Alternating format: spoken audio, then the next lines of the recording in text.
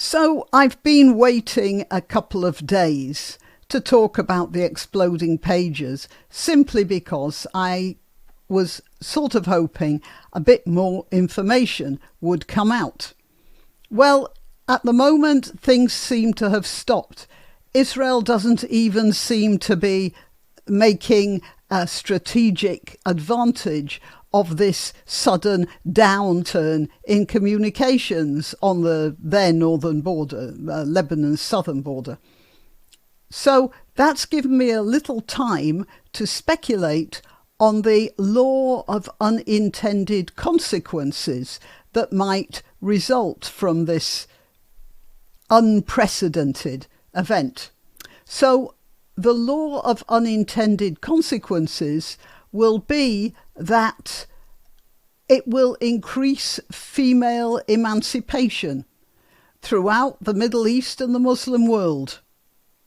And I'll tell you why I think that after I've told you I'm Granniopteryx. I'm on YouTube, Rumble, BitChute and Minds.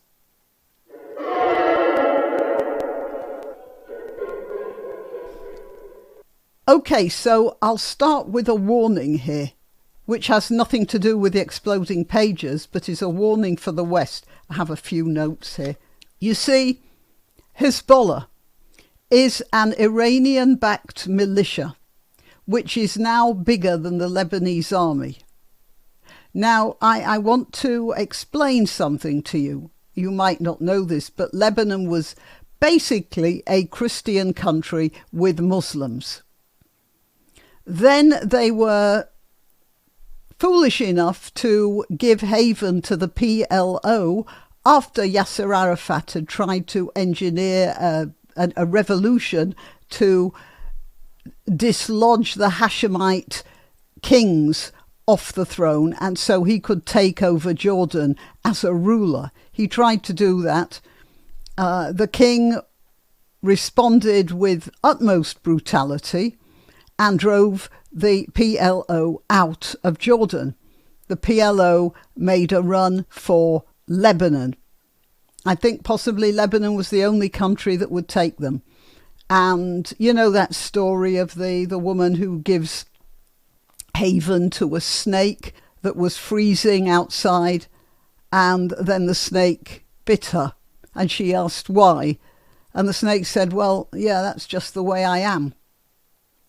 And this happened to Lebanon.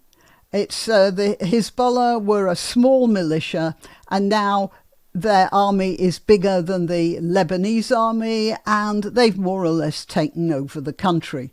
As a matter of fact, if you look at the Arab press, you'll see a lot of cartoons somewhat celebrating. One cartoon I saw in an Arab publication which showed a sheikh reaching Jinnah and being confronted by his 72 virgins, who are all looking at him most seductively. And then he looks down and there's nothing of him between his, there's no abdomen left. So there are a couple of legs and then a chest, and that's it. And the look on his face says it all. The Arabs have an expression which they have modified from the West, I think. It goes, a picture says more than 1,000 words, and a cartoon says more than 1,000 pictures. All right, which I thought was rather good. Okay, so that's Hezbollah. Now, we're all assuming that Israel did do this, by the way. I'm assuming that too. It might be misinformation. You never know. It could have been, for instance, rebellious groups within Iran, because we don't know the track of those pages.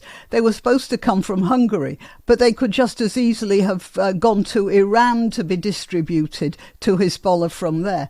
So although I am assuming it's Israel, it doesn't necessarily, there's a 1% chance it wasn't. Okay, so that's all about Hezbollah. Now, what else do I have on my notes? What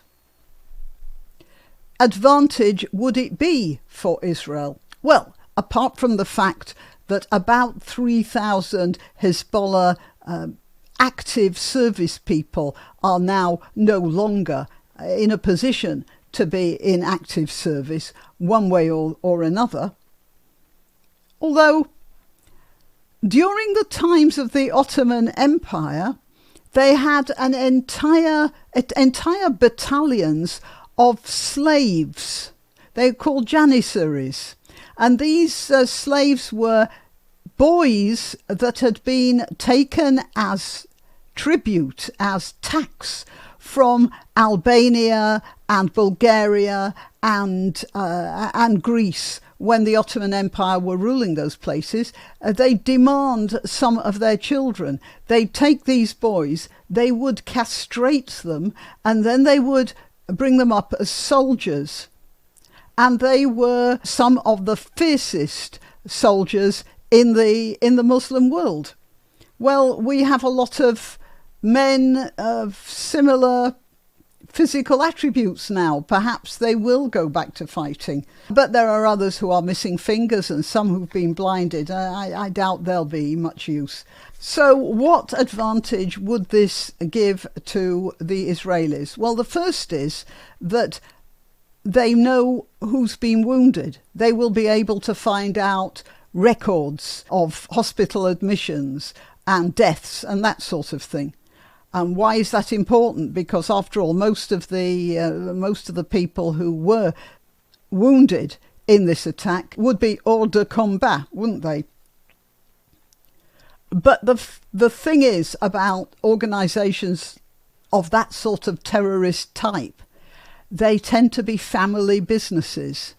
So if one fellow is known to have been wounded by his pager, you find out who his brothers are, and you'll know the names of other Hezbollah operatives of various sorts. So that will give the Israelis a good picture, a much bigger picture of who is in Hezbollah.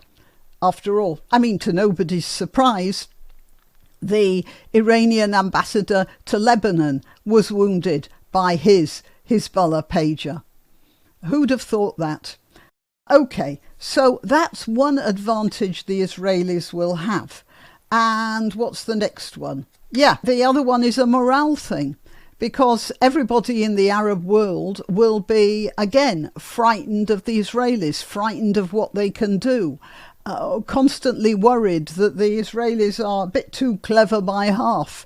And this is not going to do them any good. I should think that Hamas operatives in Gaza have thrown away their mobile phones or pagers as well. In fact, it wouldn't surprise me if one or two of them hadn't been wounded by a Hezbollah pager, because there is some cooperation between them. All right, so yeah, that's my take on what happened, and my conclusion about this having the unintended consequence of increasing female emancipation. Because, you see, I can imagine that a lot of those brave Muslim fighters and Taliban and Hamas and Hezbollah are going to be giving their pagers and electronic devices to their wives to carry for them. And, well, she who holds the mobile phone rules the world. Till next time. You can help my channel by subscribing and clicking the notification bell. That's quite important. And by sharing if you're so inclined. Links to my other channels and to donation methods are in the description. But the best way you can help is simply by clicking like and notify. Thank you.